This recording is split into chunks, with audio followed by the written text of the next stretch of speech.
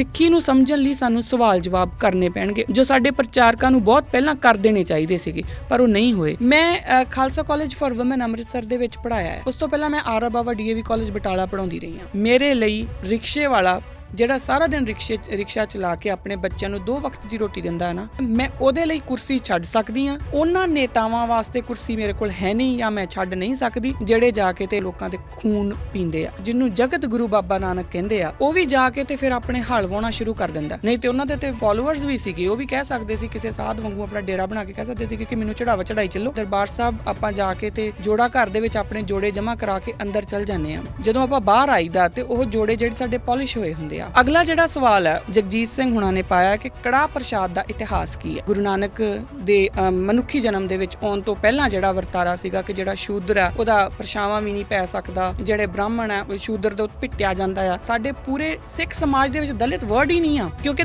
ਸਿੱਖਾਂ ਦਾ ਦਲਨ ਹੋ ਸਕਦਾ ਹੈ ਕਦੀ? ਸਿੱਖਾਂ ਦਾ ਦਲਨ ਨਹੀਂ ਹੋ ਸਕਦਾ।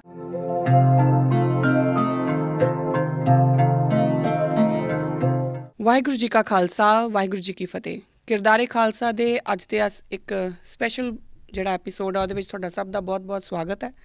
ਜਿਸ ਤਰ੍ਹਾਂ ਕਿ ਮੈਂ ਤੁਹਾਨੂੰ ਪਹਿਲੇ ਹੀ ਐਪੀਸੋਡ ਦੇ ਵਿੱਚ ਇਹ ਗੱਲ ਦੱਸੀ ਸੀਗੀ ਕਿ ਮੈਂ 4 ਹਫ਼ਤੇ ਤੁਹਾਡੇ ਨਾਲ ਲਗਾਤਾਰ ਗੱਲ ਕਰਿਆ ਕਰੂੰਗੀ, ਆਪਣੇ ਜਿਹੜੇ ਵਿਚਾਰ ਆ ਉਹ ਤੁਹਾਡੇ ਨਾਲ ਸਾਂਝੇ ਕਰਿਆ ਕਰੂੰਗੀ, ਔਰ 5ਵੇਂ ਹਫ਼ਤੇ ਜਿਹੜਾ ਹੈਗਾ ਉਹ ਮੈਂ ਤੁਹਾਡੇ ਸਵਾਲ ਜਵਾਬ ਜਿਹੜੇ ਲਿਆ ਕਰੂੰਗੀ, ਜੋ ਵੀ ਤੁਹਾਡੇ ਸਵਾਲ ਹੋਏ।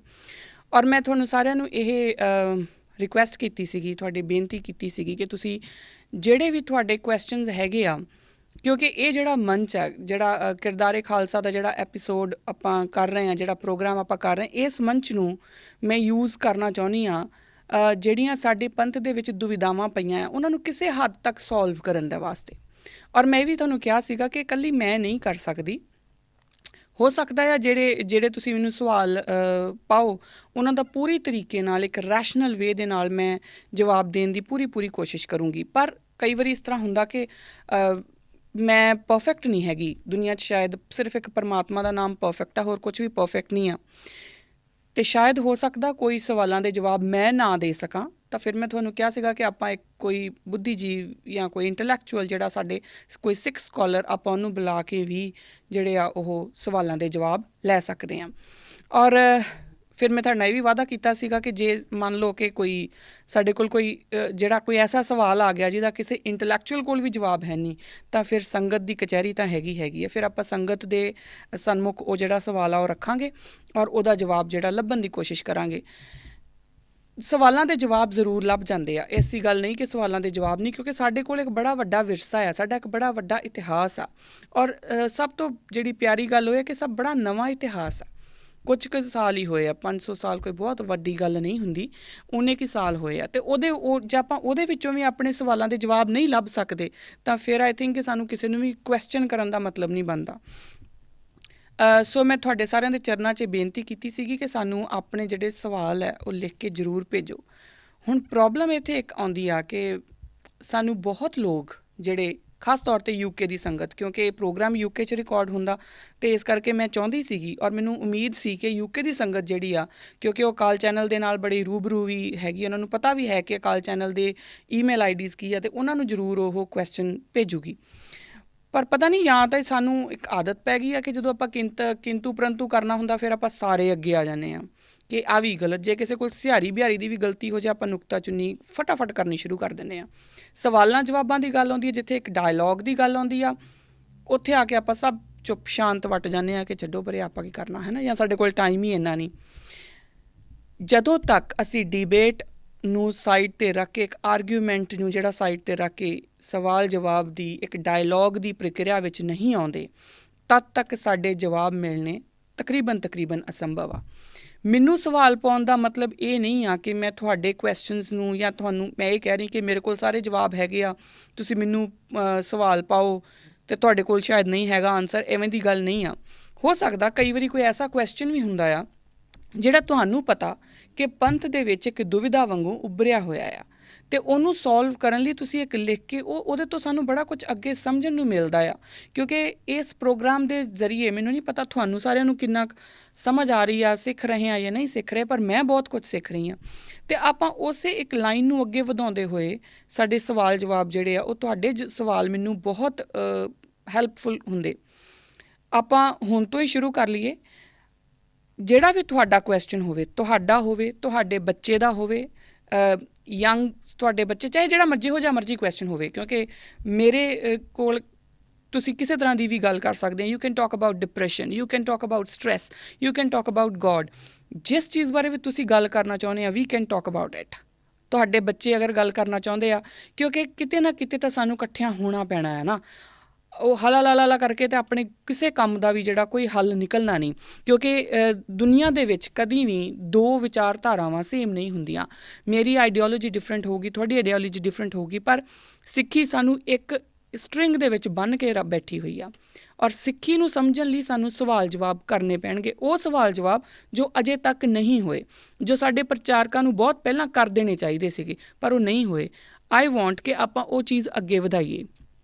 ਸੋ ਇੱਕ ਆਸ ਹੈ ਮੈਨੂੰ ਕਿ ਸਾਨੂੰ info@akalchannel.tv ਦੇ ਉੱਪਰ ਤੁਸੀਂ ਆਪਣੇ ਕੁਐਸਚਨਸ ਲਿਖ ਕੇ ਭੇਜੋਗੇ। UK ਦੀ ਸੰਗਤ ਸਪੈਸੀਫਿਕਲੀ, ਕਿਉਂਕਿ UK ਦੀ ਸੰਗਤ ਮੇਰੀ ਬੜੀ ਸਾਰੀ ਇੱਥੇ ਮੇਰੀ ਰੀਚ ਦੇ ਵਿੱਚ ਹੈਗੀ ਆ। ਅਤੇ ਮੰਨ ਲਓ ਕਿ ਕੋਈ ਤੁਹਾਡਾ ਕੁਐਸਚਨ ਐਸਾ ਆ, ਤਾਂ ਅੱਗੇ ਤੋਂ ਮੈਂ ਸ਼ਾਇਦ ਇਹ ਵੀ ਕਰਾਂ, ਇਹ ਵੀ ਮੇਰੇ ਦਿਮਾਗ ਦੇ ਵਿੱਚ ਇੱਕ ਗੱਲ ਹੈਗੀ ਆ ਕਿ ਜੇ ਕੋਈ ਜਿਹੜੇ ਬੱਚੇ ਆ ਉਹਨਾਂ ਨੂੰ ਆਪਾਂ ਸਟੂਡੀਓ 'ਤੇ ਵੀ ਬੁਲਾ ਸਕਦੇ ਹਾਂ। ਔਰ ਸਟੂਡੀਓ 'ਤੇ ਬੁਲਾ ਕੇ ਬਾਕਾਇਦਾ ਉਹ ਮੇਰੇ ਨਾਲ ਖੜ੍ਹੇ ਹੋਣ, ਆਪਣੇ ਕੁਐਸਚਨਸ ਲਿਖ ਕੇ ਲੈ ਕੇ ਆਉਣ, ਜਾਂ ਨਹੀਂ ਵੀ ਲਿਖ ਕੇ ਲੈ ਕੇ ਆਉਣਾ ਚਾਹੁੰਦੇ, ਉਹਨਾਂ ਦੀ ਮਰਜ਼ੀ ਆ, ਪਰ ਉਹ ਮੇਰੇ ਨਾਲ ਖੜ੍ਹੇ ਹੋ ਕੇ ਇੱਥੇ ਸਾਰਿਆਂ ਦੇ ਸਾਹਮਣੇ ਮੇਰੇ ਕੋਲੋਂ ਕੁਐਸਚਨ ਪੁੱਛਣ, and I'll try to give the answers.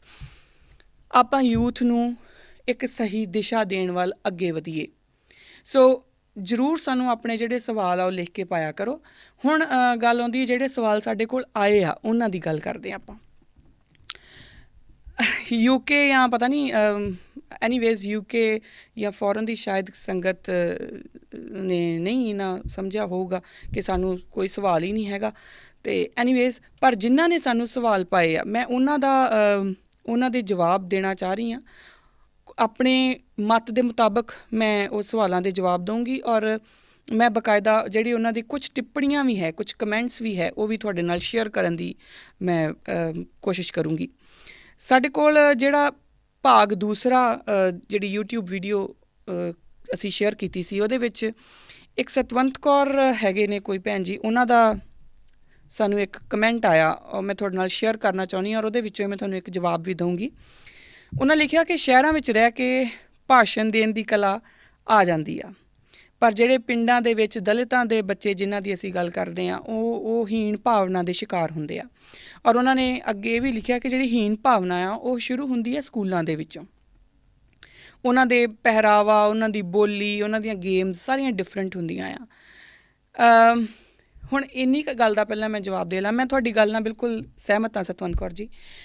ਪਹਿਲੀ ਗੱਲ ਤਾਂ ਇਹ ਕਿ ਮੈਂ ਕੋਈ ਭਾਸ਼ਣ ਦੇਣ ਦੀ ਕਲਾ ਮੈਨੂੰ ਨਹੀਂ ਆਉਂਦੀ। ਮੈਂ ਜੋ ਵੀ ਸਿੱਖਿਆ ਆ ਸਾਡੇ ਜਿੰਨਾ ਕੁ ਗੁਰੂ ਮਹਾਰਾਜ ਦੀ ਕਿਰਪਾ ਦੇ ਨਾਲ, ਕਿਉਂਕਿ ਮੇਰੇ ਅੱਲੇ ਪੱਲੇ ਇੰਨਾ ਕੁਛ ਨਹੀਂ ਹੈ। ਅੱਗੇ ਆ ਜਾਈਏ ਕਿ ਜਿਹੜੀ ਹੀਣ ਭਾਵਨਾ ਆ, ਮੈਂ Khalsa college for women Amritsar ਦੇ ਵਿੱਚ ਪੜ੍ਹਾਇਆ ਆ। ਉਸ ਤੋਂ ਪਹਿਲਾਂ ਮੈਂ R Bawa DAV college Batala ਪੜ੍ਹਾਉਂਦੀ ਰਹੀ ਹਾਂ। ਤਾਂ ਮੈਂ ਉੱਥੇ ਆਪਣੇ ਸਟੂਡੈਂਟਸ ਨੂੰ, ਜਿਹੜੇ ਮੇਰੀਆਂ, ਕਿਉਂਕਿ ਬੱਚੀਆਂ ਹੀ ਮੇਰੇ ਸਟੂਡੈਂਟਸ ਹੁੰਦੇ ਸੀ ਹਮੇਸ਼ਾ, ਕਿਉਂਕਿ ਦੋਵੇਂ ਗਰਲਸ ਕਾਲਜਸ ਸੀਗੇ, ਅਤੇ ਮੈਂ ਉਹਨਾਂ ਨੂੰ ਇੱਕ ਗੱਲ ਹਮੇਸ਼ਾ ਫਸਟ ਡੇ ਮੈਂ ਜਾ ਕੇ ਇਹ ਪੁੱਛਦੀ ਹੁੰਦੀ ਸੀਗੀ ਕਿ ਤੁਸੀਂ ਆਪਣੀ ਇੰਟਰੋਡਕਸ਼ਨ ਦਿਓ, ਅਤੇ ਨਾਲ ਇਹ ਦੱਸੋ ਕਿ what is the profession of your father, ਤੁਹਾਡੇ ਪਿਤਾ ਦਾ ਪ੍ਰੋਫੈਸ਼ਨ ਕੀ ਆ। ਕੁਝ ਬੱਚੇ ਜਿਹੜੇ ਉਹ ਬੜੇ ਹਿਚਕਦੇ ਹੁੰਦੇ ਸੀਗੇ, ਕਿਉਂਕਿ ਆਰ ਬਾਵਾ DAV ਕਾਲਜ ਬਕਾਇਦਾ ਉੱਥੇ ਸਾਰਾ ਰੂਰਲ ਬੈਕਗਰਾਊਂਡ ਦਾ ਬੱਚਾ ਆਉਂਦਾ। ਖਾਲਸਾ ਕਾਲਜ ਫਾਰ ਵੂਮੈਨ ਦੇ ਵਿੱਚ ਵੀ ਰੂਰਲ ਬੈਕਗਰਾਊਂਡ ਦਾ ਤਕਰੀਬਨ ਜ਼ਿਆਦਾ ਬੱਚਾ ਆਉਂਦਾ, ਤਾਂ ਉਹ ਥੋੜ੍ਹੇ ਹਿਚਕਦੇ ਹੁੰਦੇ ਸੀਗੇ ਬੱਚੇ। ਅਤੇ ਮੈਂ ਉਹਨਾਂ ਨੂੰ ਕਹਿੰਦੀ ਹੁੰਦੀ ਸੀਗੀ ਕਿ ਤੁਹਾਨੂੰ ਹਿਚਕ ਕਾਹਦੀ ਆ, ਤਾਂ ਫਿਰ ਉਹ ਚੁੱਪ ਜਿਹੇ ਕਰਕੇ ਬੈਠ ਜਾਂਦੇ ਸੀ। ਮੈਂ ਤੁਹਾਡੀ ਇਸ ਗੱਲ ਨਾਲ ਬਿਲਕੁਲ ਸਹਿਮਤ ਹਾਂ ਕਿ ਹੀਣ ਭਾਵਨਾ ਉੱਥੋਂ ਹੀ ਆਉਂਦੀ, ਉਹਨਾਂ ਦੇ ਸਕੂਲਾਂ ਦੇ ਵਿੱਚੋਂ ਹੀ ਆਉਂਦੀ ਆ। ਹੁਣ ਸਾਡਾ ਐਜ਼ ਅ ਟੀਚਰਸ ਫਰਜ਼ ਕੀ ਬਣਦਾ ਆ ਕਿ ਸਾਨੂੰ ਉਹਨਾਂ ਬੱਚਿਆਂ ਨੂੰ ਇਹ ਸਮਝਾਉਣਾ ਹੈ ਕਿ ਬੇਟਾ ਜੀ, ਕਿੱਤਾ ਕੋਈ ਵੀ ਮਾੜਾ ਨਹੀਂ। ਜਦੋਂ ਤੱਕ ਤੁਸੀਂ ਆਪਣੇ ਹੱਥੀਂ ਕਮਾਈ ਕਰਕੇ ਰੋਟੀ ਖਾ ਰਹੇ ਹੋ, ਤੁਹਾਡੇ ਫਾਦਰ ਜੇ ਆਪਣੇ ਹੱਥੀਂ ਕਮਾਈ ਕਰਕੇ ਤੁਹਾਨੂੰ, ਚਾਹੇ ਉਹ ਜੋ ਵੀ ਕੰਮ ਕਰਦੇ ਪਏ ਆ, ਜੇ ਉਹ ਆਪਣੇ ਹੱਥੀਂ ਮਿਹਨਤ ਕਰ ਰਹੇ ਆ, ਚੋਰੀ ਚਕਾਰੀ, ਠੱਗੀ, ਲੁੱਟਾਂ ਖੋਹਾਂ ਨਹੀਂ ਮਾਰ ਰਹੇ ਨਾ, ਅਤੇ ਉਹ ਤੁਹਾਡੇ ਪਿਤਾ ਦੇ ਹੱਥ ਤੁਹਾਡੇ ਲਈ ਸੋਨੇ ਦੇ ਆ। ਉਹਨਾਂ ਹੱਥਾਂ ਦੇ ਵਿੱਚੋਂ ਜੋ ਤੁਹਾਡਾ ਜਿਹੜਾ ਜੋ ਫਿਊਚਰ ਉਹ ਸ਼ੇਪ ਕਰ ਰਹੇ ਆ ਨਾ, ਜਿੰਨੀ ਮਿਹਨਤ ਦੇ ਨਾਲ, ਅਤੇ ਉਸ ਤੋਂ ਵਧੀਆ ਗੱਲ ਹੋਰ ਕੋਈ ਨਹੀਂ ਹੋ ਸਕਦੀ। ਸਾਨੂੰ ਇਹ ਜਿਹੜਾ ਉਹਨਾਂ ਦੇ ਵਿੱਚ ਬਕਾਇਦਾ ਹੀਣ ਭਾਵਨਾ ਹੁੰਦੀ ਆ, ਪਰ ਸਾਨੂੰ ਉਹਨਾਂ ਦੇ ਵਿੱਚ ਇਹ ਜਜ਼ਬਾ ਪਾਉਣਾ ਪੈਣਾ ਆ। ਹੁਣ ਇਹ ਜਜ਼ਬਾ ਪਊਗਾ ਕਿੱਦਾਂ? ਇਹ ਜਜ਼ਬਾ ਪਊਗਾ ਗੁਰੂ ਨਾਨਕ ਦੀ ਸਿੱਖੀ ਦੇ ਲੜ ਲੱਗ ਕੇ, ਕਿਉਂਕਿ ਗੁਰੂ ਨਾਨਕ ਦੀ ਸਿੱਖੀ ਦੇ ਲੜ ਲੱਗ ਕੇ ਉਹਨਾਂ ਨੂੰ ਸਮਝ ਆਊਗੀ ਕਿ 17 ਸਾਲਾਂ ਦਾ ਜਿਹੜਾ ਇੱਕ ਜਿਹਨੂੰ ਜਗਤ ਗੁਰੂ ਬਾਬਾ ਨਾਨਕ ਕਹਿੰਦੇ ਆ, ਉਹ ਵੀ ਜਾ ਕੇ ਤੇ ਫਿਰ ਆਪਣੇ ਹਲ ਵਾਹੁਣਾ ਸ਼ੁਰੂ ਕਰ ਦਿੰਦਾ। ਨਹੀਂ ਤੇ ਉਹਨਾਂ ਦੇ ਤੇ ਫੋਲੋਅਰਸ ਵੀ ਸੀਗੇ, ਉਹ ਵੀ ਕਹਿ ਸਕਦੇ ਸੀ, ਕਿਸੇ ਸਾਧ ਵਾਂਗੂ ਆਪਣਾ ਡੇਰਾ ਬਣਾ ਕੇ ਕਹਿ ਸਕਦੇ ਸੀ ਕਿ ਮੈਨੂੰ ਚੜਾਵਾ ਚੜਾਈ ਚੱਲੋ। ਉਹ ਤੁਹਾਨੂੰ ਕੀ ਲੱਗਦਾ ਕਿ ਉਹਨਾਂ ਨੂੰ ਕੁਛ ਨਾ ਮਿਲਦਾ? ਪਰ ਉਹਨਾਂ ਨੇ ਕਿਰਤ ਨਹੀਂ ਛੱਡੀ, ਉਹਨਾਂ ਨੇ ਹਰ ਇੱਕ ਤਰੀਕੇ ਦੇ ਨਾਲ ਆਪਣੀ ਲਾਈਫ ਨੂੰ ਤੁਹਾਨੂੰ ਜੀ ਕੇ ਦੱਸਿਆ ਆ। ਮੋਦੀ ਖਾਨੇ ਵਿੱਚ ਵੀ ਉਹਨਾਂ ਨੇ ਕੰਮ ਕੀਤਾ ਆ, ਉਹਨਾਂ ਨੇ ਨਹੀਂ ਕਿਹਾ ਕਿ ਮੈਂ ਇਹ ਕੰਮ ਨਹੀਂ ਕਰਨਾ। ਫਿਰ ਉੱਥੋਂ ਜੇ ਉਹ ਜਾਂਦੇ ਵੀ ਆ, ਉਸ ਤੋਂ ਬਾਅਦ ਉਹਨਾਂ ਨੇ ਕਿਸਾਨੀ ਵੀ ਕਰਕੇ ਦੱਸੀ ਆ, ਹਲ ਵੀ ਵਾਹ ਕੇ ਦੱਸਿਆ ਆ। ਸਾਡੇ ਕੋਲ ਬਕਾਇਦਾ ਸਾਡੀਆਂ ਆਪਣੀਆਂ ਜਿਹੜੀਆਂ ਵਿਰਸੇ ਦੀਆਂ ਚੀਜ਼ਾਂ ਨਾ, ਜਿਹੜਾ ਸਾਡੇ ਕੋਲ ਗੁਰੂ ਨਾਨਕ ਪਾਤਸ਼ਾਹ ਦੇ ਰੂਪ ਦੇ ਵਿੱਚ ਐਡਾ ਵੱਡਾ ਸਮੁੰਦਰ ਆ ਕਿ ਜੇ ਅਸੀਂ ਸਿਰਫ ਉਹਨਾਂ ਦੀ ਉਸ ਸਮੁੰਦਰ ਦੇ ਕੰਢੇ 'ਤੇ ਪਈਆਂ ਸਿੱਪੀਆਂ ਵੇਖ ਵੀ ਲਈਏ ਨਾ, ਇਕੱਠੀਆਂ ਨਾ ਕਰੀਏ, ਵੇਖ ਵੀ ਲਈਏ, ਤੇ ਸਾਡਾ ਜੀਵਨ ਸੋਨੇ ਦਾ ਹੋ ਜਾਊਗਾ। ਅਸੀਂ ਆਪਣੇ ਬੱਚਿਆਂ ਨੂੰ ਉਹ ਮੱਤ ਦਿੰਦੇ ਹੀ ਨਹੀਂ। ਅਸੀਂ ਉਹਨਾਂ ਨੂੰ ਇਹੀ ਸਿਖਾਉਂਦੇ ਰਹਿੰਦੇ ਹਾਂ ਕਿ ਵੇਖੋ ਜੀ, ਫਲਾਣਾ ਜਿਹੜਾ ਆ ਉਹ ਬਹੁਤ ਵੱਡਾ ਆ, ਉਹ ਲੀਡਰ ਆ। ਜਿਹੜਾ ਲੀਡਰ ਮੇਰੇ ਲਈ, ਔਰ ਇਹ ਗੱਲ ਮੈਂ ਗੁਰੂ ਨਾਨਕ ਪਾਤਸ਼ਾਹ ਨੂੰ ਹਾਜ਼ਰ ਨਾਜ਼ਰ ਜਾਣ ਕੇ ਕਹਿੰਦੀ ਹਾਂ, ਮੇਰੇ ਲਈ ਰਿਕਸ਼ੇ ਵਾਲਾ ਜਿਹੜਾ ਸਾਰਾ ਦਿਨ ਰਿਕਸ਼ਾ ਚਲਾ ਕੇ ਆਪਣੇ ਬੱਚਿਆਂ ਨੂੰ 2 ਵਕਤ ਦੀ ਰੋਟੀ ਦਿੰਦਾ ਨਾ, ਉਹ ਜ਼ਿਆਦਾ ਰਿਸਪੈਕਟਫੁਲ ਹੈ। ਮੈਂ ਉਹਦੇ ਲਈ ਕੁਰਸੀ ਛੱਡ ਸਕਦੀ ਹਾਂ।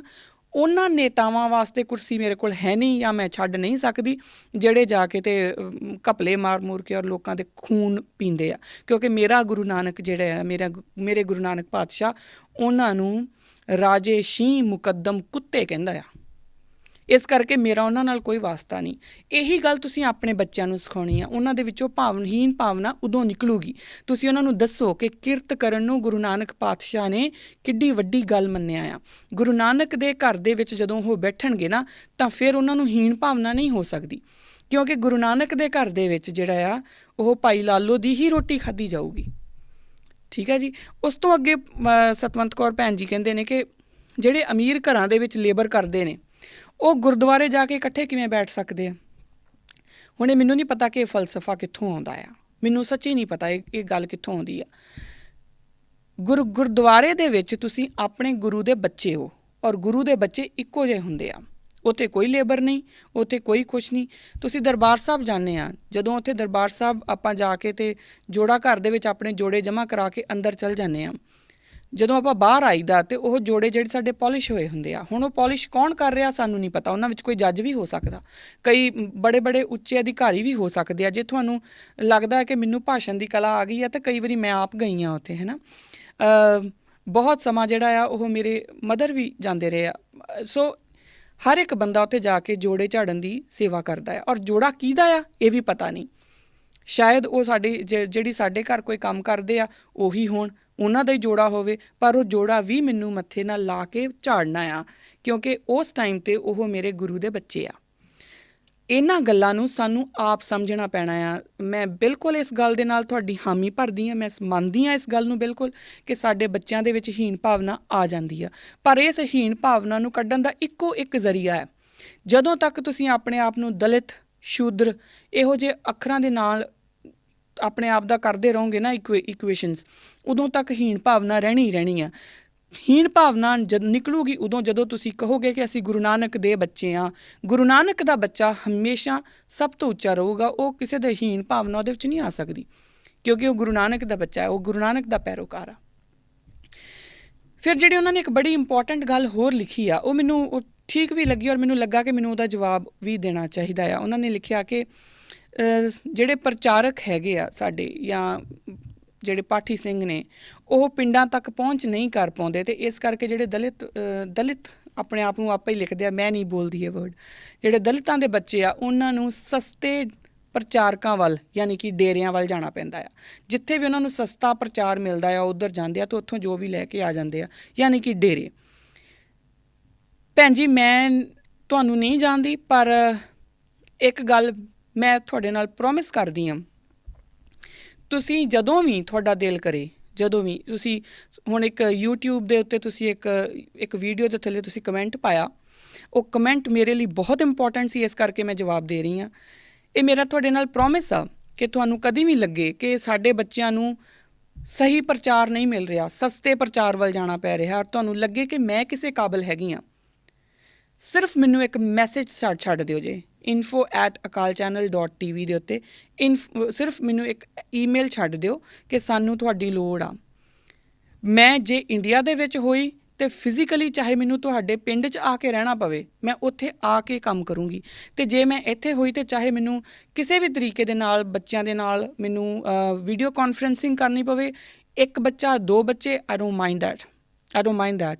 ਪਰ ਮੇਰੇ ਗੁਰੂ ਘਰ ਦੇ ਜਿਹੜੇ ਬੱਚੇ ਆ ਨਾ, ਉਹ ਸਾਰੇ ਮੇਰੇ ਲਈ ਸੇਮ ਆ। ਕੋਈ ਦਲਿਤ ਨਹੀਂ ਆ ਮੇਰੇ ਲਈ, ਤੁਹਾਡੇ ਲਈ ਵੀ ਨਹੀਂ ਹੋਣਾ ਚਾਹੀਦਾ। ਸਾਡੇ ਪੂਰੇ ਸਿੱਖ ਸਮਾਜ ਦੇ ਵਿੱਚ ਦਲਿਤ ਵਰਡ ਹੀ ਨਹੀਂ ਆ, ਕਿਉਂਕਿ ਸਿੱਖਾਂ ਦਾ ਦਲਨ ਹੋ ਸਕਦਾ ਹੈ ਕਦੀ? ਸਿੱਖਾਂ ਦਾ ਦਲਨ ਨਹੀਂ ਹੋ ਸਕਦਾ। ਸਿੱਖਾਂ ਦਾ ਦਲਨ ਉਦੋਂ ਹੋਊਗਾ ਜਦੋਂ ਆਪਣੇ ਆਪ ਨੂੰ ਮੰਨਣਗੇ ਕਿ ਅਸੀਂ ਸਿੱਖ ਨਹੀਂ ਹਾਂ। ਔਰ ਇਹੀ ਸਾਨੂੰ ਮਨਾਇਆ ਜਾ ਰਿਹਾ, ਕਿਸੇ ਨੂੰ ਜੱਟ ਸਿੱਖ, ਕਿਸੇ ਨੂੰ ਮਜ਼੍ਹਬੀ ਸਿੱਖ, ਕਿਸੇ ਨੂੰ। ਸਾਡੇ ਲਈ ਅਸੀਂ ਸਾਰੇ ਸਿਰਫ ਸਿੱਖ ਹਾਂ, ਬਸ ਇੰਨੀ ਕੀ ਗੱਲ ਆ, ਇੰਨੀ ਕੀ ਕਹਾਣੀ ਆ। ਸੋ ਅਗਰ ਤੁਹਾਨੂੰ ਲੱਗਦਾ ਹੈ ਕਿ ਤੁਹਾਡੇ ਬੱਚਿਆਂ ਤੱਕ ਪ੍ਰਚਾਰ ਨਹੀਂ ਪਹੁੰਚ ਰਿਹਾ, ਸਿਰਫ ਸਾਨੂੰ ਇੱਕ ਈਮੇਲ ਕਰ ਦਿਓ, ਸਾਨੂੰ ਇੱਕ ਮੈਸੇਜ ਛੱਡ ਦਿਓ, ਐਂਡ ਡੈਫੀਨੇਟਲੀ ਮੈਂ ਹਰ ਇੱਕ ਤਰੀਕੇ ਦੇ ਨਾਲ ਤੁਹਾਡੇ ਨਾਲ ਹਾਂ। ਅਗਲਾ ਜਿਹੜਾ ਸਵਾਲ ਹੈ ਉਹ ਸਾਨੂੰ ਉਸੇ ਹੀ ਵੀਡੀਓ ਦੇ ਵਿੱਚ ਜਗਜੀਤ ਸਿੰਘ ਹੁਣਾਂ ਨੇ ਪਾਇਆ ਕਿ ਕੜਾਹ ਪ੍ਰਸ਼ਾਦ ਦਾ ਇਤਿਹਾਸ ਕੀ ਹੈ। ਸਭ ਤੋਂ ਪਹਿਲੀ ਗੱਲ ਤਾਂ ਮੈਂ ਜਗਜੀਤ ਸਿੰਘ ਜੀ ਤੁਹਾਨੂੰ ਇਹ ਇੱਕ ਗੱਲ ਤੁਹਾਡੇ ਨਾਲ ਮੈਂ ਸ਼ੇਅਰ ਕਰੂੰਗੀ। ਪਹਿਲਾਂ ਇਤਿਹਾਸ ਦੱਸਣ ਤੋਂ ਪਹਿਲਾਂ ਮੈਨੂੰ ਥੋੜ੍ਹਾ ਟਾਈਮ ਪਿੱਛੇ ਜੇ ਪਤਾ ਲੱਗਾ ਕਿ ਗੁਰੂ ਗੋਬਿੰਦ ਸਿੰਘ ਮਹਾਰਾਜ ਦਾ ਨਾ ਇੱਕ ਚੋਲਾ ਆ ਜਿਹੜਾ ਕਿਸੇ ਪਰਿਵਾਰ ਕੋਲ ਪਿਆ ਆ, ਜਿਹਦੇ ਉੱਤੇ ਉਹਨਾਂ ਦੇ ਖੂਨ ਦੇ ਛਿੱਟੇ ਆ। ਮੇਰਾ ਦਿਲ ਅੰਦਰੋਂ ਬੜਾ ਉਬਾਲੇ ਮਾਰਨ ਲੱਗ ਗਿਆ ਕਿ ਮੈਨੂੰ ਲੱਗਾ ਕਿ ਮੇਰੇ ਗੁਰੂ ਦਾ ਚੋਲਾ ਪਿਆ ਹੈ, ਮੇਰੇ ਗੁਰੂ ਦੇ ਖੂਨ ਦੇ ਛਿੱਟੇ ਉਹਦੇ ਉੱਤੇ ਹੈਗੇ ਆ, ਤਾਂ ਮੈਂ ਜ਼ਰੂਰ ਵੇਖ ਕੇ ਆਊਂਗੀ। ਉਹ ਵੀਡੀਓ ਵੇਖਦੀ ਪਤਾ ਨਹੀਂ ਮੈਂ ਕਿੰਨੀ ਕੁ ਵਾਰੀ ਇਮੋਸ਼ਨਲ ਹੋਈ, ਕਿੰਨੀ ਕੁ ਵਾਰੀ ਮੇਰੀਆਂ ਅੱਖਾਂ ਭਰੀਆਂ, ਅਤੇ ਮੈਂ ਫਟਾਫਟ, ਕਿਉਂਕਿ ਹਰ ਇੱਕ ਬੰਦੇ ਦਾ ਕੋਈ ਟੀਚਰ ਹੁੰਦਾ ਹੈ ਨਾ, ਅਤੇ ਮੈਂ ਪ੍ਰੋਫੈਸਰ ਮਹਿੰਦਰਪਾਲ ਸਿੰਘ ਹੁਣਾਂ ਨੂੰ ਬਹੁਤ ਮੰਨਦੀ ਹਾਂ ਐਜ਼ ਅ ਇੰਟਲੈਕਚੁਅਲ, ਅਤੇ ਮੈਂ ਉਹਨਾਂ ਨੂੰ ਫੋਨ ਕੀਤਾ ਅਤੇ ਮੈਂ ਕਿਹਾ ਕਿ ਪ੍ਰੋਫੈਸਰ ਸਾਹਿਬ ਤੁਹਾਨੂੰ ਪਤਾ ਹੈ ਇੱਦਾਂ ਦੀ ਕੋਈ ਗੱਲ ਹੈਗੀ ਆ? ਅਤੇ ਉਹ ਮੈਨੂੰ ਅੱਗੋਂ ਉਹਨਾਂ ਦਾ ਜਵਾਬ ਸੀ ਕਿ ਜੇ ਹੋਵੇ ਵੀ ਤਾਂ ਤੈਨੂੰ ਕੀ ਲੈਣਾ। ਮੈਨੂੰ ਉਹ ਬੜਾ ਅਜੀਬ ਰੂਡ ਜਵਾਬ ਲੱਗਾ, ਅਤੇ ਮੈਂ ਉਹਨਾਂ ਨੂੰ ਕਿਹਾ ਕਿ ਕਿਉਂ, ਮੈਨੂੰ ਤਾਂ ਮਤਲਬ ਮੇਰੇ ਗੁਰੂ ਦਾ ਚੋਲਾ ਆ ਔਰ ਉਹਦੇ ਉੱਤੇ ਮੇਰੇ ਗੁਰੂ ਦੇ ਖੂਨ ਦੇ ਛਿੱਟੇ ਆ, ਤੁਸੀਂ ਸੋਚੋ। ਉਹ ਕਹਿੰਦੇ ਕਿ ਜਦੋਂ ਜੰਗਾਂ ਹੁੰਦੀਆਂ ਤਾਂ ਖੂਨ ਨਿਕਲਦਾ ਹੀ ਹੁੰਦਾ ਆ, ਫਿਰ ਕੀ ਹੋ ਗਿਆ? ਤੇਰੇ ਤੋਂ ਇਹ ਮੈਂ ਉਮੀਦ ਨਹੀਂ ਕਰਦਾ, ਤੂੰ ਇਹ ਦੇਖ ਕਿ ਸਾਡਾ ਸਿਧਾਂਤ ਕੀ ਆ, ਤੂੰ ਸਿਧਾਂਤ 'ਤੇ ਰਹਿ। ਇਹ ਜਿਹੜੀਆਂ ਚੀਜ਼ਾਂ ਆ ਕਿ ਉੱਥੇ ਪਿਆ ਹੈ ਨਹੀਂ ਪਿਆ, ਉਹ ਗੱਲ ਹੈਗੀ ਆ। ਗੁਰੂ ਗੋਬਿੰਦ ਸਿੰਘ ਮਹਾਰਾਜ ਨੇ ਆਪਣੇ ਜੀਵਨ ਨੂੰ ਤੁਹਾਡੇ ਸਾਹਮਣੇ ਬੜਾ ਵੱਡਾ ਇੱਕ ਐਗਜ਼ੈਂਪਲਰੀ ਜੀਵਨ ਸੈੱਟ ਕਰਕੇ ਤੁਹਾਨੂੰ ਦੱਸਿਆ ਆ ਕਿ ਤੁਸੀਂ ਕੀ ਆ, ਔਰ ਤੁਹਾਡੇ ਕੋਲੋਂ ਉਹ ਸਿਧਾਂਤ ਦੀ ਭਾਲ ਕਰਦੇ ਆ। ਸੋ ਕੜਾਹ ਪ੍ਰਸ਼ਾਦ, ਮੈਂ ਬਿਲਕੁਲ ਤੁਹਾਡਾ ਆਨਸਰ ਦਊਂਗੀ ਕਿ ਕੜਾਹ ਪ੍ਰਸ਼ਾਦ ਦੀ ਕੀ ਹੈ, ਕਿਉਂਕਿ ਤੁਸੀਂ ਮੈਨੂੰ ਸਵਾਲ ਪਾਇਆ। ਪਰ ਆਪਾਂ ਸਿਧਾਂਤ ਵੱਲ ਜਾਣਾ ਸ਼ੁਰੂ ਕਰੀਏ। ਇਹ ਜਿਹੜੀਆਂ ਛੋਟੀਆਂ ਗੱਲਾਂ ਹੈ ਨਾ, ਸਵਾਲ ਆਉਣੇ ਦਿਮਾਗ ਦੇ ਵਿੱਚ ਬਿਲਕੁਲ ਸੱਚ ਆ, ਆਉਣ ਅਤੇ ਪੁੱਛਣੇ ਵੀ ਚਾਹੀਦੇ ਆ, ਪਰ ਆਪਾਂ ਇਹ ਵੇਖੀਏ ਕਿ ਉਹਦਾ ਸਾਡੇ ਸਿਧਾਂਤ ਦੇ ਉੱਤੇ ਅਸਰ ਕੀ ਪੈ ਰਿਹਾ, ਕਿਆ ਉਹ ਸਾਡੇ ਸਿਧਾਂਤ ਲਈ ਇੰਪੋਰਟੈਂਟ ਹੈ ਜਾਂ ਨਹੀਂ ਹੈ। ਹੁਣ ਜਿਹੜੇ ਕੜਾਹ ਪ੍ਰਸ਼ਾਦ ਦੀ ਵਿਧੀ ਹੈ ਨਾ, ਸਿਧਾਂਤਕ ਤੌਰ ਦੇ ਉੱਤੇ, ਚਲੋ ਪਹਿਲਾਂ ਮੈਂ ਇਹ ਡਿਸਕਸ ਕਰਦੀ, ਉਸ ਤੋਂ ਬਾਅਦ ਆਪਾਂ ਸਿਧਾਂਤਕ ਤੌਰ 'ਤੇ ਆਉਂਦੇ ਹਾਂ ਕਿ ਪਹਿਲਾਂ ਤੁਹਾਡੇ ਸਵਾਲ ਦਾ ਜਵਾਬ ਦੇ ਦਾਂ। ਸਭ ਤੋਂ ਪਹਿਲਾਂ ਮਹਾਨ ਕੋਸ਼ ਦੇ ਵਿੱਚ ਭਾਈ ਕਾਹਨ ਸਿੰਘ ਨਾਭਾ ਹੋਣਾ ਨੇ ਵੀ ਲਿਖਿਆ ਹੈ ਕਿ ਸਿੱਖਾਂ ਦੇ ਵਿੱਚ ਜਿਹੜੀ ਆ ਉਹ ਦੀਵਾਨ ਤੋਂ ਬਾਅਦ ਦੇਗ ਵਰਤਾਉਣ ਦੀ, ਕੜਾਹ ਪ੍ਰਸ਼ਾਦ ਵਰਤਾਉਣ ਦੀ ਜਿਹੜੀ ਵਿਧੀ ਆ ਉਹ ਪ੍ਰਚਲਿਤ ਸੀਗੀ। ਪਰ ਜਦੋਂ ਆਪਾਂ ਭਾਈ ਗੁਰਦਾਸ ਦੀਆਂ ਵਾਰਾਂ ਵੱਲ ਆਉਂਦੇ ਹਾਂ ਤਾਂ ਸਾਨੂੰ ਬੜਾ ਕਲੀਅਰ ਮਿਲ ਜਾਂਦਾ ਆ ਕਿ ਉਦੋਂ ਭਾਈ ਗੁਰਦਾਸ ਵੀ ਕੜਾਹ ਪ੍ਰਸ਼ਾਦ ਦਾ ਜ਼ਿਕਰ ਕਰਦੇ ਨੇ। ਤੋ ਇਹ ਜਿਹੜੀ ਵਿਧੀ ਆ ਨਾ ਜੀ, ਉਹ ਗੁਰੂ ਨਾਨਕ, ਸਿੱਖਾਂ ਦੇ ਵਿੱਚ, ਸਿੱਖ ਇਤਿਹਾਸ ਦੇ ਵਿੱਚ ਗੁਰੂ ਨਾਨਕ ਪਾਤਸ਼ਾਹ ਤੋਂ ਹੀ ਗੱਲ ਸ਼ੁਰੂ ਹੋਊਗੀ। ਕੋਈ ਵੀ ਐਸਾ ਕੰਮ ਜੋ ਸਿੱਖ ਇਤਿਹਾਸ ਦੇ ਵਿੱਚ ਹੋਇਆ ਆ ਉਹ ਗੁਰੂ ਨਾਨਕ ਤੋਂ ਬਿਨਾਂ ਨਹੀਂ ਹੋ ਸਕਦਾ। ਉਹ ਗੁਰੂ ਨਾਨਕ ਨੇ ਉਹਦੇ ਪੂਰਨੇ ਪਾਏ ਹੋਣਗੇ ਤਾਂ ਫਿਰ ਅੱਗੇ ਕੰਮ ਚੱਲਿਆ ਹੋਊਗਾ, ਨਹੀਂ ਤਾਂ ਨਹੀਂ ਹੋ ਸਕਦਾ। ਸੋ ਤੁਹਾਡੇ ਹਰ ਇੱਕ ਸਵਾਲ ਦਾ ਜਵਾਬ ਗੁਰੂ ਨਾਨਕ ਪਾਤਸ਼ਾਹ ਹੀ ਹੋਣਗੇ। ਭਾਈ ਗੁਰਦਾਸ ਦੀਆਂ ਵਾਰਾਂ ਦੇ ਵਿੱਚ ਇਹ ਗੱਲ ਆਉਂਦੀ ਆ, ਮੈਂ ਤੁਹਾਨੂੰ ਪੜ੍ਹ ਕੇ ਦੱਸ ਦਿੰਦੀ ਹਾਂ। 6ਵੀਂ ਵਾਰ ਹੈ ਉਹਨਾਂ ਦੀ, ਮੈਂ ਅਖੀਰਲੀਆਂ ਕੁਝ ਲਾਈਨਾਂ ਪੜ੍ਹੂੰਗੀ ਅੱਗੇ। ਸੰਜੇ ਸੋਦਰ ਗਾਵਣਾ ਮਨ ਮੇਲੀ ਕਰ ਮੇਲ ਮਿਲੰਦੇ, ਰਾਤੀ ਕੀਰਤ ਸੋਹਿਲਾ ਕਰ ਆਰਤੀ ਪ੍ਰਸਾਦ ਵਡੰਦੇ, ਗੁਰਮੁਖ ਸੁਖ ਫਲ ਪਿਰਮ ਚਖੰਦੇ। ਸੋ ਇੱਥੇ ਉਹਨਾਂ ਨੇ ਸਾਫ਼ ਲਿਖਿਆ ਆ ਕਿ, ਔਰ ਇਹਦੇ ਵਿੱਚ ਸਾਰੀ ਗੁਰਮੁਖਾਂ ਦੀ ਨਿਤ ਕਿਰਿਆ ਬਾਰੇ ਦੱਸਿਆ ਗਿਆ ਹੈ ਕਿ ਗੁਰਮੁਖ ਕਿੱਦਾਂ ਸਵੇਰੇ ਅੰਮ੍ਰਿਤ ਵੇਲੇ ਉੱਠਦੇ ਨੇ, ਉਸ ਤੋਂ ਬਾਅਦ ਉਹਨਾਂ ਨੇ ਕੀ ਕਰਨਾ ਹੈ, ਔਰ ਅਖੀਰ ਦੇ ਉੱਪਰ ਜਦੋਂ ਕੀਰਤਨ ਸੋਹਿਲਾ ਕਰਕੇ ਉਸ ਤੋਂ ਬਾਅਦ ਉਹਨਾਂ ਨੇ ਪ੍ਰਸ਼ਾਦ ਜਿਹੜਾ ਉਹ ਵੰਡਣਾ ਆ। ਹੁਣ ਇਸੇ ਸਿਲਸਿਲੇ ਦੇ ਵਿੱਚ ਮੈਂ ਥੋੜ੍ਹਾ ਜਿਹਾ ਇਲੈਬੋਰੇਟ ਕਰੂੰਗੀ। ਭਾਈ ਗੁਰਦਾਸ ਦੀ ਹੀ ਵਾਰ ਹੈ, 40ਵੀਂ ਵਾਰ ਹੈ ਉਹਨਾਂ ਦੀ। ਉਹਦੇ ਵਿੱਚ ਬਕਾਇਦਾ ਉਹਦੇ ਵਿੱਚ ਗਾਡੀ ਰਾਹ ਬਾਰੇ ਉਹਨਾਂ ਨੇ, ਉਹ ਵੀ ਨਿਤ ਕਿਰਿਆ ਬਾਰੇ ਹੀ ਆ, ਅਤੇ ਉਹਦੇ ਵਿੱਚ ਉਹ ਦੱਸਦੇ ਨੇ, ਗੁਰਸਿੱਖ ਭਲਕੇ ਉੱਠ ਕਰ ਅੰਮ੍ਰਿਤ ਵੇਲੇ ਸਰਨਾਵਦਾ, ਗੁਰ ਕੇ ਬਚਨ ਉਚਾਰ ਕੇ ਧਰਮਸਾਲ ਦੀ ਸੁਰਤ ਕਰੰਦਾ, ਸਾਧ ਸੰਗਤ ਵਿੱਚ ਜਾਏ ਕੇ ਗੁਰਬਾਣੀ ਦੇ ਪ੍ਰੀਤ ਸੁਣੰਦਾ, ਸੰਕਾ ਮਨੋਂ ਮਿਟਾਏ ਕੇ ਗੁਰਸਿੱਖਾਂ ਦੀ ਸੇਵ ਕਰੇਂਦਾ, ਕਿਰਤ ਵਿਰਤ ਕਰ ਧਰਮ ਦੀ ਲੈ ਪ੍ਰਸਾਦ ਆਣ ਵਰਤੰਦਾ, ਗੁਰਸਿੱਖਾਂ ਨੂੰ ਦੇਖ ਕਰ ਪਿੱਛੋਂ ਬਚਿਆ ਆਪ ਖਵੰਦਾ। ਹੁਣ ਇਹਦੇ ਵਿੱਚ ਨਾ ਇਹ ਬੜੀ ਇੰਪੋਰਟੈਂਟ ਗੱਲ ਆ, ਇਹ ਮੈਂ ਕਿਉਂ ਸਾਰਾ ਪੜ੍ਹਿਆ ਕਿ ਤੁਹਾਨੂੰ ਨਿਤ ਕਿਰਿਆ ਪਤਾ ਲੱਗ ਜੇ। ਗੁਰਸਿੱਖ ਨੇ ਭਲਕੇ ਉੱਠ ਕੇ, ਮਤਲਬ ਸਵੇਰੇ ਅੰਮ੍ਰਿਤ ਵੇਲੇ ਉੱਠ ਕੇ ਬਕਾਇਦਾ ਇਸ਼ਨਾਨ ਕਰਕੇ, ਫਿਰ ਉਸ ਤੋਂ ਬਾਅਦ ਉਹਨੇ ਆਪਣਾ ਜਿਹੜੀ ਸੁਰਤ ਆ ਉਹ ਇੱਕ ਕਰਨੀ ਆ, ਸਾਧ ਸੰਗਤ ਵਿੱਚ ਜਾ ਕੇ ਉਹਨੇ ਗੁਰਬਾਣੀ ਵੀ ਸਰਵਣ ਕਰਨੀ ਆ, ਸ਼ੰਕਾ ਨੂੰ, ਜਿਹੜੀ ਵੀ ਸ਼ੰਕਾਵਾਂ ਜੋ ਅੱਜ ਸਾਡੇ ਵਿੱਚ ਬਹੁਤ ਜ਼ਿਆਦਾ ਲੈਵਲ ਤੱਕ ਪੈ ਗਈਆਂ, ਉਹਨਾਂ ਨੂੰ ਮਨੋਂ ਮਿਟਾ ਕੇ, ਸ਼ੰਕਾਵਾਂ ਨੂੰ ਮਨੋਂ ਮਿਟਾ ਕੇ, ਇੰਪੋਰਟੈਂਟ ਗੱਲ ਆ, ਗੁਰਸਿੱਖਾਂ ਦੀ ਸੇਵ ਕਰਿੰਦਾ, ਫਿਰ ਉਹ ਗੁਰਸਿੱਖਾਂ ਦੀ ਸੇਵਾ ਕਰਦਾ ਆ। ਹੁਣ ਇਹਦੇ ਵਿੱਚ ਅਗਲੀ ਲਾਈਨ ਜਿਹੜੀ ਆ, ਜਿਹੜੀ ਮੈਂ ਬਾਅਦ 'ਚ ਸਿਧਾਂਤ ਦੇ ਨਾਲ ਵੀ ਜੋੜੂੰਗੀ, ਤੁਹਾਨੂੰ ਦੱਸੂੰਗੀ, ਕਿਰਤ ਵਿਰਤ ਕਰ ਧਰਮ ਦੀ ਲੈ ਪ੍ਰਸਾਦ ਆਣ ਵਰਤੰਦਾ, ਗੁਰਸਿੱਖਾਂ ਨੂੰ ਦੇ ਕਰ ਪਿੱਛੋਂ ਬਚਿਆ ਆਪ ਖਵੰਦਾ। ਹੁਣ ਜਿਹੜੀ ਵੀ ਤੁਸੀਂ ਆਪਣੀ ਕਿਰਤ ਕਰਦੇ ਹੋ, ਪਹਿਲੀ ਗੱਲ, ਕਿਰਤ ਦੇ ਵਿੱਚੋਂ ਜੋ ਵੀ ਤੁਸੀਂ ਆ ਕੇ ਆਪਣੇ ਘਰ ਦੇ ਵਿੱਚ ਜੋ ਵੀ ਤੁਸੀਂ ਪਕਾਉਂਦੇ ਹੋ, ਪਹਿਲਾਂ ਤੁਸੀਂ ਗੁਰਸਿੱਖਾਂ ਨੂੰ ਦਿੰਦੇ ਹੋ, ਜੇ ਕੁਛ ਬਚਦਾ ਤੁਸੀਂ ਆਪ ਲੈਂਦੇ ਹੋ। ਇੱਥੇ ਇਹ ਵੰਡ ਛਕਣ ਦਾ ਸਿਧਾਂਤ ਹੈ ਸਾਡੇ ਕੋਲ। ਜਦੋਂ ਅਸੀਂ ਕੜਾਹ ਪ੍ਰਸ਼ਾਦ ਦੀ ਦੇਗ ਵੰਡਦੇ ਹਾਂ, ਅਤੇ ਕੜਾਹ ਪ੍ਰਸ਼ਾਦ ਨੂੰ ਜਦੋਂ ਅਸੀਂ ਸਾਰਿਆਂ ਦੇ ਵਿੱਚ ਇਕੁਅਲੀ ਡਿਸਟਰੀਬਿਊਟ ਕਰਦੇ ਹਾਂ, ਮੈਨੂੰ ਨਹੀਂ ਲੱਗਦਾ ਕਿ ਕਿਸੇ ਦੇ ਦਿਮਾਗ 'ਚ ਆਉਂਦਾ ਹੋਊਗਾ ਕਿ ਇਹਨੂੰ ਘੱਟ ਦਈਏ, ਇਹਨੂੰ ਜ਼ਿਆਦਾ ਦਈਏ। ਉਹ ਬਕਾਇਦਾ ਇਕੁਐਲਿਟੀ ਦਾ ਇੱਕ ਤੁਹਾਨੂੰ ਸਿਧਾਂਤ ਦਿੱਤਾ ਗਿਆ ਆ, ਵੰਡ ਛਕਣ ਦਾ ਸਿਧਾਂਤ ਦਿੱਤਾ ਗਿਆ ਆ। ਜਿਹੜੀ ਚੀਜ਼ ਨੂੰ, ਜਿਹੜੇ ਕੈਪੀਟਲਿਸਟਿਕ ਲੋਕ ਨੇ, ਹੈ ਨਾ, ਐਂਟੀ ਕੈਪੀਟਲਿਸਟ ਜਿਹੜੇ ਨੇ, ਮਾਰਕਸਵਾਦੀ ਲੋਕ, ਜਿਹੜੇ ਕਹਿੰਦੇ ਨੇ ਕਿ ਸੁਸਾਇਟੀ ਦੇ ਕੋਲ ਸਾਰਾ ਕੁਛ ਹੋਣਾ ਚਾਹੀਦਾ, ਉਹ ਫਿਰ ਅੱਗੇ ਦੇਵੇ। ਬਕਾਇਦਾ ਗੁਰੂ ਨਾਨਕ ਪਾਤਸ਼ਾਹ ਨੇ ਐਕਸਪੈਰੀਮੈਂਟ ਕਰਕੇ ਤੁਹਾਨੂੰ ਦੱਸਿਆ ਆ, ਪ੍ਰੈਕਟੀਕਲ ਕਰਕੇ ਤੁਹਾਨੂੰ ਦੱਸਿਆ ਆ ਕਿ ਇਸ ਤਰੀਕੇ ਨਾਲ ਇੱਕ ਜਗ੍ਹਾ ਦੇ ਉੱਤੇ ਤੁਸੀਂ ਤੁਸੀਂ ਇਕੱਠਾ ਕਰੋ, ਉਸ ਤੋਂ ਬਾਅਦ ਤੁਹਾਨੂੰ ਵੰਡਿਆ ਜਾਂਦਾ ਆ। ਤੁਹਾਡੇ ਸਿਧਾਂਤ, ਤੁਹਾਡੇ ਕਿਰਦਾਰ ਦੇ ਵਿੱਚ ਇੱਕ ਗੱਲ ਆ ਜਾਂਦੀ ਹੈ ਵੰਡ ਛਕਣ ਦੀ, ਇਕੁਐਲਿਟੀ ਦੀ ਗੱਲ ਆ ਜਾਂਦੀ ਹੈ। ਤੁਸੀਂ ਇੱਕੋ ਜਗ੍ਹਾ 'ਤੇ ਬੈਠੇ ਹੁੰਦੇ ਹੋ, ਜੋ ਵੰਡ ਰਿਹਾ ਤੁਸੀਂ ਨਹੀਂ ਪੁੱਛਦੇ ਤੂੰ ਕੌਣ ਹੈ। ਫਿਰ ਉਹੀ ਪਹਿਲੇ ਵਾਲੇ ਸਵਾਲ ਦੇ ਨਾਲ ਹੀ ਗੱਲ ਆ ਜਾਊਗੀ ਮੇਰੀ, ਕਿ ਤੁਸੀਂ ਨਹੀਂ ਪੁੱਛਦੇ, ਜਿਹਨੂੰ ਉਹ ਵੰਡ ਰਿਹਾ ਉਹ ਵੀ ਨਹੀਂ ਪੁੱਛ ਸਕਦੇ ਕਿ ਤੂੰ ਕੌਣ ਹੈ। ਕਿਉਂਕਿ ਇਹ ਸਾਰੀਆਂ ਚੀਜ਼ਾਂ ਜਿਹੜੀਆਂ, ਜੇ ਤੁਸੀਂ ਸਿਧਾਂਤਕ ਤੌਰ ਦੇ ਉੱਤੇ ਦੇਖੋ ਨਾ, ਅਤੇ ਜਿਹੜਾ ਇੱਕ ਵਰਤਾਰਾ ਬਣਿਆ ਹੋਇਆ ਸੀ ਗੁਰੂ ਨਾਨਕ ਦੇ ਆਉਣ ਤੋਂ, ਮਨੁੱਖੀ ਜਨਮ ਦੇ ਵਿੱਚ ਆਉਣ ਤੋਂ ਪਹਿਲਾਂ ਜਿਹੜਾ ਵਰਤਾਰਾ ਸੀਗਾ, ਕਿ ਜਿਹੜਾ ਸ਼ੂਦਰ ਆ ਉਹਦਾ ਪਰਛਾਵਾਂ ਵੀ ਨਹੀਂ ਪੈ ਸਕਦਾ, ਜਿਹੜੇ ਬ੍ਰਾਹਮਣ ਆ ਉਹ ਸ਼ੂਦਰ ਤੋਂ ਪਿੱਟਿਆ ਜਾਂਦਾ ਆ, ਇਹ ਸਾਰੀਆਂ ਚੀਜ਼ਾਂ ਖਤਮ ਹੋ ਜਾਂਦੀਆਂ ਆ। ਜੋ ਵਰਤਾ ਰਿਹਾ ਆ ਨਾ ਉਹ ਪੁੱਛ ਰਿਹਾ ਤੂੰ ਕੌਣ ਹੈ, ਅਤੇ ਜਿਹੜਾ ਖਾ ਰਿਹਾ ਉਹ ਵੀ ਨਹੀਂ ਪੁੱਛ ਰਿਹਾ ਕਿ ਮੈਨੂੰ ਕਿਹਨੇ ਦਿੱਤਾ ਆ, ਕਿਉਂਕਿ ਪੁੱਛਿਆ ਜਾ ਹੀ ਨਹੀਂ ਸਕਦਾ। ਇਹ ਗੁਰੂ ਨਾਨਕ ਦੇ ਘਰ ਦੀ ਵਡਿਆਈ ਆ ਜੋ ਸਾਨੂੰ ਸਮਝਣੀ ਸੀਗੀ। ਉਸ ਤੋਂ ਅਗਲੀ ਜਿਹੜੀ ਗੱਲ ਹੈ ਨਾ, ਫਿਰ ਉਹੀ ਵੰਡ ਛਕਣ ਵਾਲੀ ਗੱਲ ਹੀ ਆਊਗੀ। ਖੈਰ ਇੱਥੋਂ ਤੱਕ ਤਾਂ ਮੈਨੂੰ ਲੱਗਦਾ ਕਿ ਮੈਂ ਤੁਹਾਨੂੰ ਦੱਸ ਚੁੱਕੀ ਹਾਂ, ਕਲੀਅਰ ਕਰ ਚੁੱਕੀ ਹਾਂ ਕਿ ਜਿਹੜੀ ਕੜਾਹ ਪ੍ਰਸ਼ਾਦ ਦੀ ਵਿਧੀ ਆ ਉਹ ਗੁਰੂ ਨਾਨਕ ਪਾਤਸ਼ਾਹ ਨੇ ਹੀ ਸ਼ੁਰੂ ਕੀਤੀ ਆ। ਸਾਖੀ ਇਤਿਹਾਸ ਦੇ ਵਿੱਚ ਇਹਦੀਆਂ ਬਹੁਤ ਸਾਰੀਆਂ ਹੋਰ ਗੱਲਾਂ ਵੀ ਮਿਲ ਜਾਂਦੀਆਂ, ਪਰ ਮੈਂ ਸਾਖੀ ਇਤਿਹਾਸ ਵੱਲ ਨਹੀਂ ਜਾਂਦੀ, ਕਿਉਂਕਿ ਜਿਹੜਾ ਆਪਣੇ ਕੋਲ ਇੱਕ ਔਥੈਂਟਿਕ ਸੋਰਸ ਆਫ ਹਿਸਟਰੀ ਆ, ਜਿਹੜੀ ਹਿਸਟੋਰੀਓਗ੍ਰਾਫੀ ਆ, ਉਹ ਮੈਂ ਭਾਈ ਗੁਰਦਾਸ ਦੀਆਂ ਵਾਰਾਂ ਨੂੰ ਮੰਨਦੀ ਹੁੰਦੀ ਹਾਂ, ਜਾਂ ਗੁਰੂ ਗ੍ਰੰਥ ਸਾਹਿਬ ਪਾਤਸ਼ਾਹ ਜਿਹੜੇ ਆ ਉਹਨਾਂ ਵਿੱਚ ਬਹੁਤ ਕੁਛ ਤੁਹਾਨੂੰ ਲੱਭ ਜਾਂਦਾ। ਹਰ ਸਵਾਲ ਦਾ ਜਵਾਬ ਤੁਹਾਨੂੰ ਗੁਰੂ ਗ੍ਰੰਥ ਸਾਹਿਬ ਮਹਾਰਾਜ ਦੇ ਵਿੱਚ ਮਿਲ ਜਾਂਦਾ ਆ।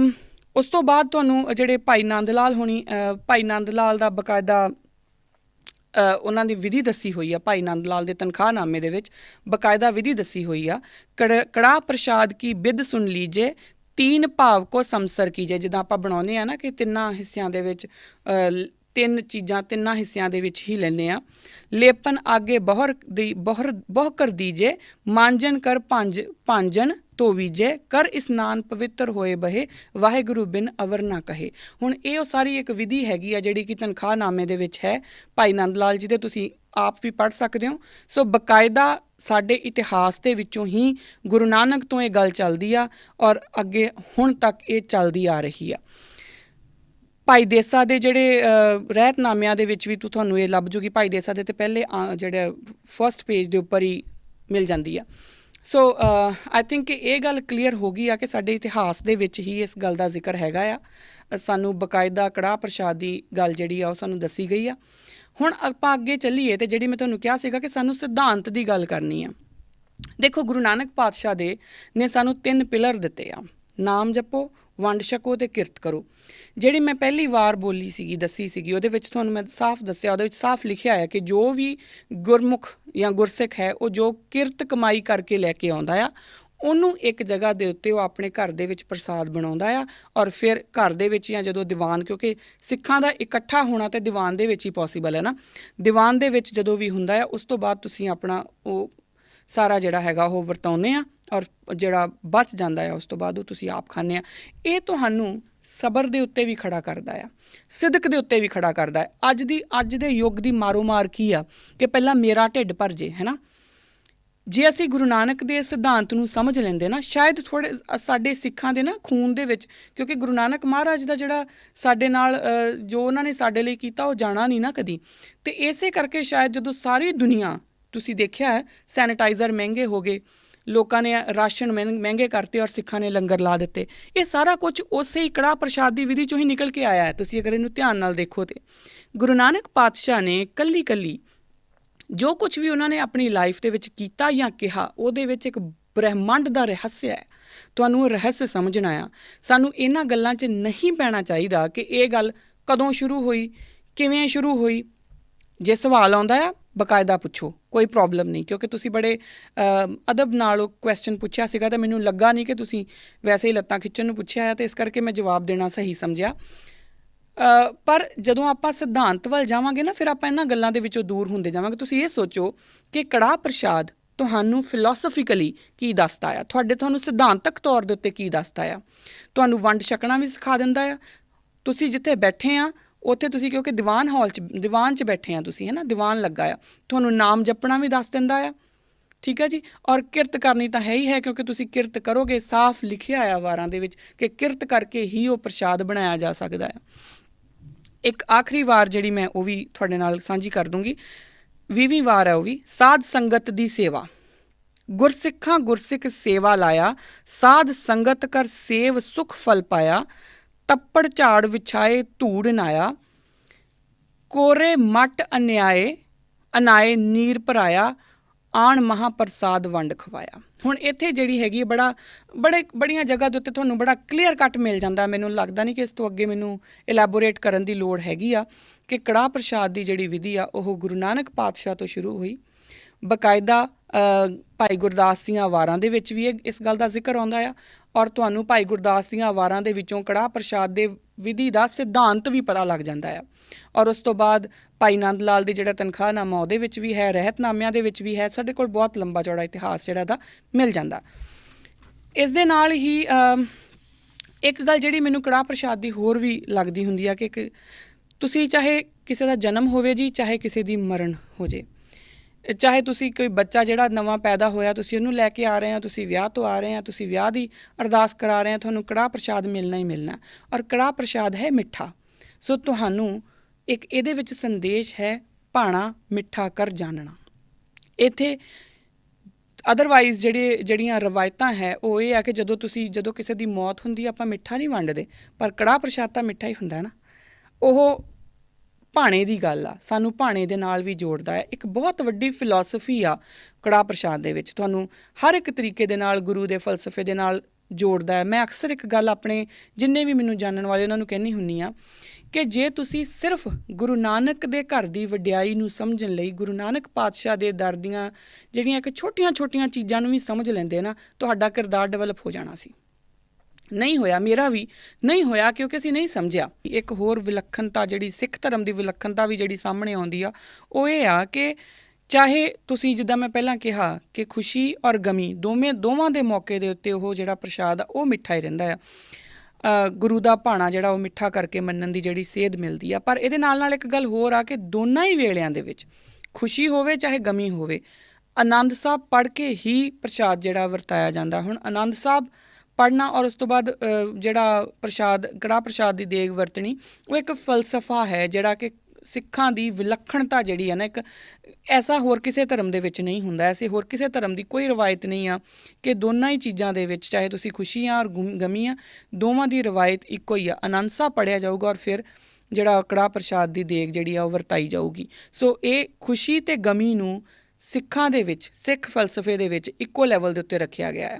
ਬੇਸਿਕਲੀ ਜਿਹੜਾ ਸਿੱਖ ਫਲਸਫਾ ਹੈ ਉਹ ਤੁਹਾਨੂੰ ਰੂਹਾਨੀਅਤ ਦੇ ਨਾਲ ਜੋੜਦਾ ਆ, ਉਹ ਤੁਹਾਡੀ ਆਤਮਾ ਤੇ ਪਰਮਾਤਮਾ ਦੀ ਨਿਰੰਤਰਤਾ ਦੀ ਗੱਲ ਕਰਦਾ। ਉੱਥੇ ਤੁਸੀਂ ਧਰਤੀ ਦੇ ਉੱਤੇ ਬੈਠ ਕੇ ਤੁਹਾਨੂੰ ਖੁਸ਼ੀ, ਗਮੀ, ਹਰ ਤਰੀਕੇ ਨੂੰ ਗੁਰੂ ਦਾ, ਪਰਮਾਤਮਾ ਦਾ ਭਾਣਾ ਮੰਨ ਕੇ ਜਾਣਨ ਦੀ ਸੇਧ ਮਿਲਦੀ ਆ। ਸੋ ਕੜਾਹ ਪ੍ਰਸ਼ਾਦ ਦਾ ਜਿਹੜਾ ਸਿਧਾਂਤ ਹੈ ਨਾ, ਉਹਨੂੰ ਸਾਨੂੰ ਸਮਝਣ ਦੀ ਲੋੜ ਆ, ਨਾ ਕਿ ਇਹਨਾਂ ਗੱਲਾਂ 'ਚ ਪੈਂਦੀ ਕਿ ਉਹ ਕਦੋਂ ਸ਼ੁਰੂ ਹੋਇਆ, ਕਿਵੇਂ ਸ਼ੁਰੂ ਹੋਇਆ, ਕਿਹਨੇ ਸ਼ੁਰੂ ਕੀਤਾ। ਮੋਟਾ ਜਿਹਾ ਤੁਹਾਨੂੰ ਮੈਂ ਜਵਾਬ ਦੇ ਦਿੱਤਾ ਆ ਕਿ ਕੋਈ ਵੀ ਸਵਾਲ ਸਿੱਖ ਇਤਿਹਾਸ ਨਾਲ ਰਲਦਾ ਤੁਹਾਡੇ ਕੋਲੇ ਹੋਵੇ ਕਿ ਇਹ ਕਦੋਂ ਸ਼ੁਰੂ ਹੋਇਆ, ਤਾਂ ਯਾਦ ਰੱਖੋ ਕਿ ਜਵਾਬ ਸਿਰਫ ਗੁਰੂ ਨਾਨਕ ਪਾਤਸ਼ਾਹ ਹੀ ਹੋਣਗੇ। ਹਰ ਇੱਕ ਚੀਜ਼ ਗੁਰੂ ਨਾਨਕ ਪਾਤਸ਼ਾਹ ਤੋਂ ਹੀ ਸ਼ੁਰੂ ਹੁੰਦੀ ਹੈ ਸਿੱਖ ਫਲਸਫੇ ਦੀ। ਸੋ ਇਸ ਕਰਕੇ ਮੈਨੂੰ ਉਮੀਦ ਆ ਕਿ ਮੈਂ ਤੁਹਾਡੇ ਸਵਾਲ ਦਾ ਜਵਾਬ ਜਿਹੜਾ ਉਹ ਦੇ ਦਿੱਤਾ ਹੋਊਗਾ। ਜੇ ਫਿਰ ਵੀ ਤੁਹਾਨੂੰ ਕੋਈ ਲੱਗਾ ਕਿ ਨਹੀਂ ਮੈਂ ਕਲੀਅਰ ਹੋ ਸਕੀ ਜਾਂ ਤੁਸੀਂ ਕੁਝ ਹੋਰ ਪੁੱਛਣਾ ਚਾਹੁੰਦੇ ਹੋ, ਤਾਂ ਮੈਂ ਦੁਬਾਰਾ ਬੋਲ ਰਹੀ ਹਾਂ, info@akalchannel.tv, info@akalchannel.tv। ਤੁਸੀਂ ਇਹਦੇ 'ਤੇ ਸਾਨੂੰ ਆਪਣਾ ਜਿਹੜਾ ਸਵਾਲ ਆ ਉਹ ਪਾ ਸਕਦੇ ਆ। ਇੱਕ ਹੋਰ ਜਾਂਦੇ ਜਾਂਦੇ ਮੈਂ ਗੱਲ ਕਰੂੰਗੀ ਕਿ ਮੈਨੂੰ ਕਿਸੇ ਨੇ ਇਹ ਵੀ ਲਿਖਿਆ ਹੋਇਆ ਕਿ ਤੁਸੀਂ ਜੀ ਗੂਗਲ ਦੀ ਪਹਿਲਾਂ ਪਤਾ ਨਹੀਂ ਕੀ ਲਿਖ ਕੇ ਉਹਨਾਂ ਨੇ ਕੁਰਾਨ ਸ਼ਰੀਫ ਬਾਰੇ, ਉਸ ਤੋਂ ਬਾਅਦ ਉਹਨਾਂ ਨੇ ਲਿਖਿਆ ਰੈਫਰੈਂਸ ਗੂਗਲ। ਭਾਈ ਸਾਹਿਬ, ਮੈਂ ਜਿਹੜੀ ਵੀ ਗੱਲ ਕਰਦੀ ਹਾਂ ਹਮੇਸ਼ਾ ਤੁਹਾਨੂੰ ਰੈਫਰੈਂਸ ਦੇ ਨਾਲ ਦੱਸਦੀ ਹਾਂ, ਪੇਜ ਨੰਬਰ ਦੇ ਨਾਲ ਦੱਸਦੀ ਹਾਂ। ਸੋ ਤੁਸੀਂ ਮੇਰੇ ਕੋਲ ਆਈ ਅਪਰੀਸ਼ੀਏਟ ਕਿ ਜੇ ਤੁਸੀਂ ਮੈਨੂੰ ਪੇਜ ਨੰਬਰ ਦੇ ਨਾਲ ਦੱਸੋ, ਗੂਗਲ ਦੇ ਨਾਲ ਰੈਫਰੈਂਸ ਲੈ ਕੇ, ਤੇ ਮੇਰੇ ਨਾਲ ਆਈ ਡੋਂਟ ਥਿੰਕ ਕਿ ਮੈਨੂੰ ਗੂਗਲ ਦੀਆਂ ਰੈਫਰੈਂਸਿਸ, ਗੂਗਲ ਦੇ ਉੱਤੇ ਵੱਧ ਤੋਂ ਵੱਧ ਵਿਕੀਪੀਡੀਆ ਹੁੰਦਾ, ਤੁਸੀਂ ਵਿਕੀਪੀਡੀਆ ਦੇਖਦੇ ਹੋ। ਵਿਕੀਪੀਡੀਆ ਕੋਈ ਵੀ ਇੰਪਲੀਮੈਂਟ ਕਰ ਸਕਦਾ, ਉਹਨੂੰ ਕੋਈ ਵੀ ਥੋੜ੍ਹਾ ਬਹੁਤ ਇੱਧਰ ਉੱਧਰ ਕਰ ਸਕਦਾ ਆ। ਸੋ ਆਈ ਡੋਂਟ ਬਿਲੀਵ ਵਿਕੀਪੀਡੀਆ। ਟੈਕਸਚੁਅਲੀ, ਕੰਟੈਕਸਚੁਅਲੀ ਤੁਹਾਡੇ ਕੋਲੇ ਕੋਈ ਪੁਖਤਾ ਪ੍ਰਮਾਣ ਹੈਗੇ ਆ ਮੇਰੀ ਗੱਲ ਨੂੰ ਕੱਟਣ ਦੇ ਜਾਂ ਵਧਾਉਣ ਦੇ, ਯੂ ਆਰ ਮੋਸਟ ਵੈਲਕਮ। ਮੈਂ ਉਹਨੂੰ ਖਿੜੇ ਮੱਥੇ ਸਵੀਕਾਰ ਕਰੂੰਗੀ। ਪਰ ਜੇ ਵਿਕੀਪੀਡੀਆ ਦੇਖ ਕੇ ਤੁਸੀਂ ਆਉਣਾ ਹੈ ਤਾਂ ਸੌਰੀ, ਫਿਰ ਮੇਰੇ ਕੋਲ ਕੋਈ ਮੈਂ ਉਹਦਾ ਜਵਾਬ ਦੇਣਾ ਸਹੀ ਨਹੀਂ ਸਮਝਦੀ। ਇੱਕ ਕਿਸੇ ਦਾ ਮੈਨੂੰ ਸਵਾਲ ਆਇਆ ਸੀਗਾ ਕਿ ਭਗੌਤੀ ਕੀ ਹੈ। ਹੁਣ ਆਪਾਂ ਨੂੰ ਸਮਾਂ ਇਜਾਜ਼ਤ ਨਹੀਂ ਦੇ ਰਿਹਾ, ਪਰ ਮੈਂ ਇੱਕ ਗੱਲ ਇਹਦੇ ਬਾਰੇ ਉਹਨਾਂ ਨੂੰ ਦੱਸਦਾ ਕਿ ਤੁਹਾਨੂੰ ਭਗੌਤੀ ਕੀ ਹੈ, ਇਹਦਾ ਜਵਾਬ ਜਿਹੜਾ ਹੈ ਉਹ ਅਗਲੇ ਆਉਣ ਵਾਲੇ ਐਪੀਸੋਡਸ ਦੇ ਵਿੱਚ ਮਿਲ ਜਾਊਗਾ, ਕਿਉਂਕਿ ਮੈਂ ਹੁਣ ਅਰਦਾਸ ਦੀ ਹੀ ਵਿਆਖਿਆ ਸ਼ੁਰੂ ਕਰਨੀ ਆ, ਅਤੇ ਸ਼ਾਇਦ ਤੀਸਰੇ ਜਾਂ ਇਸ ਤੋਂ ਬਾਅਦ ਤੀਜੇ ਜਾਂ ਚੌਥੇ ਐਪੀਸੋਡ ਦੇ ਵਿੱਚ ਤੁਹਾਨੂੰ ਉਹ ਭਗੌਤੀ ਕੀ ਹੈ ਉਹਦਾ ਵੀ ਆਨਸਰ ਮੈਂ ਦੇ ਦੂੰਗੀ। ਇੰਨੀ ਗੱਲ ਕਹਿੰਦੇ ਹੋਏ ਮੈਂ ਆਪਣੀ ਬਾਣੀ ਨੂੰ ਵਿਰਾਮ ਦਿੰਦੀ ਹਾਂ ਜੀ। ਜੇ ਕਿਸੇ ਮੇਰੇ ਕੋਲ ਕੋਈ ਗਲਤੀ ਹੋ ਗਈ ਹੋਵੇ, ਭੁੱਲਾਂ ਚੁੱਕਾਂ ਦੀ ਖਿਮਾ। ਬਾਕੀ ਤੁਸੀਂ ਆਪਣੇ ਸਵਾਲ ਜਿਹੜੇ ਆ ਉਹ ਸਾਨੂੰ ਜ਼ਰੂਰ ਲਿਖ ਕੇ ਭੇਜੋ। ਸਵਾਲਾਂ ਦੇ ਨਾਲ ਹੀ ਡਾਇਲੌਗ ਸ਼ੁਰੂ ਹੋਣੇ ਆ। ਵਾਹਿਗੁਰੂ ਜੀ ਕਾ ਖਾਲਸਾ, ਵਾਹਿਗੁਰੂ ਜੀ ਕੀ ਫਤਿਹ। ਅਕਾਲ ਚੈਨਲ ਨੂੰ ਸਬਸਕ੍ਰਾਈਬ ਕਰੋ। ਨਵੀਂ ਵੀਡੀਓਜ਼ ਦੀ ਨੋਟੀਫਿਕੇਸ਼ਨ ਦੇ ਲਈ ਬੈਲ ਆਈਕਨ ਨੂੰ ਕਲਿੱਕ ਕਰਨਾ ਨਾ ਭੁੱਲਣਾ।